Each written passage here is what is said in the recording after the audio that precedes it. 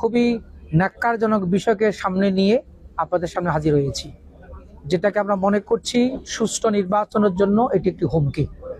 আজকে বিকাল 4 ঘটিকায় আমাদের আতাতুর স্কুলের সাবেক প্রধান শিক্ষক, যিনি আমাদের একজন ভোটার, আমাদের সহযোগী এবং অত্যন্ত সম্মানীয় ব্যক্তি জনাব আব্দুর রহিম স্যার এবং ওনার ওয়াইফ, ওনার সন্তানরাও অনেক বেশি শিক্ষিত এবং সম্মানিত।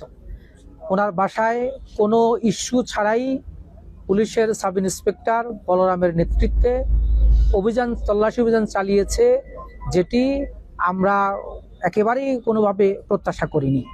কারণ একজন সম্মানিত ব্যক্তির বাসায় কোনো ইস্যু ছাড়া, কোনো নোটিশ ছাড়া, কোনো সেরকম ঘটনার সংঘটিত হওয়া ছাড়াই এটা করাটা আমরা মনে করি এটা ইন্টেনশনাল করেছে। আমাদের প্রতিপক্ষ যারা ধানের শীষ মার্কা নিয়ে নির্বাচন করছেন তাদের দ্বারা প্রভাবিত হয়ে করেছে। কারণ ওই পুলিশের সাথে ধানের শীষ মার্কার ব্যাজ সহ তার কর্মীরা নিচে অবস্থান করেছেন এবং সর্বশেষ তারা ওনাদের ঘর পর্যন্ত গিয়েছেন।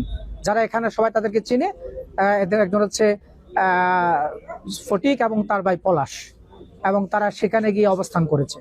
তা আমরা মনে করি যে এটা আমাদের নির্বাচনটাকে একটি ঝুঁকির মধ্যে ফেলে দিচ্ছে এবং আমরা তাদেরকে জিজ্ঞাসা করেছি, এই অফিসাররা আমাদের কোনো সদুত্তর দিতে পারেনি। প্রথম কথা হচ্ছে তারা যেভাবে তল্লাশি করেছে খুবই অপমানজনকভাবেই তারা এই তল্লাশি কার্যক্রমটা চালিয়েছে। সাধারণত শীর্ষ সন্ত্রাসীদের বাসায় কিন্তু এরকম তল্লাশি অভিযান চালানো হয়। যিনি সম্মানিত ব্যক্তি, এই অঞ্চলের সকল মানুষ যাদেরকে চেনেন, নিজস্ব ওনার সুনাম আছে, সুখ্যাতি আছে, সেই বাসায় এরকম তল্লাশি চালানোটা এটা আমাদের ব্যক্তির জন্য মানহানিকর, অত্যন্ত অবমাননাকর এবং আমার নির্বাচনের পরিবেশটাকে বিঘ্নিত করার শামিল বলে মনে করি। আমি আজকে আপনাদের মাধ্যমে বলছি, প্রশাসনের যে কর্মকর্তারা আজকে অভিযান চালিয়েছেন, যাদের নির্দেশে চালিয়েছেন, তাদের এখানে থাকা অবস্থায় নির্বাচন সুষ্ঠু হবে কিনা আমরা এই ব্যাপারে আশঙ্কার মধ্যে আছি। আমি ডিসির সাথে কথা বলেছি, ডিসি ম্যাডামের সাথে কথা বলেছি, পুলিশের এসপির সাথে কথা বলেছি। তারা আমাদেরকে আশ্বস্ত করেছেন এই ব্যাপারে ওনারা যথাযথ পদক্ষেপ নেবেন।